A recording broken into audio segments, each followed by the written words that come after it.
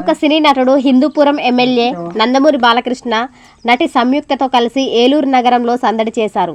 ఏలూరు నగరంలోని బస్టాండ్ సమీపంలో నూతనంగా ఏర్పాటు చేసిన ఓ నగల దుకాణాన్ని ప్రారంభించిన బాలయ్య తన తాజా చిత్రం అఖండ 2 గురించి కూడా మాట్లాడారు.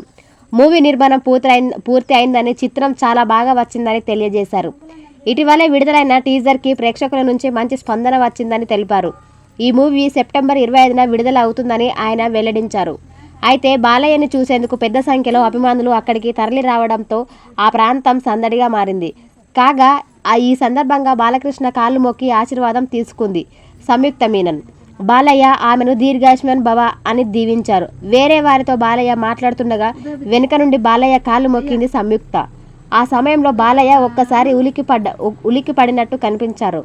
ఇందుకు సంబంధించిన వీడియో ఇప్పుడు సోషల్ మీడియాలో వైరల్గా మారింది. ఇక ఈ మధ్య బాలయ్య హవా ఏ రేంజ్లో ఉందో మనం చూస్తూనే ఉన్నాం. నటుడిగా, రాజకీయ నాయకుడిగా, హోస్ట్గా అదరగొడుతున్నారు. కుర్ర హీరోలకు ఏమాత్రం తగ్గకుండా సినిమాలు చేస్తున్న బాలయ్య యాక్షన్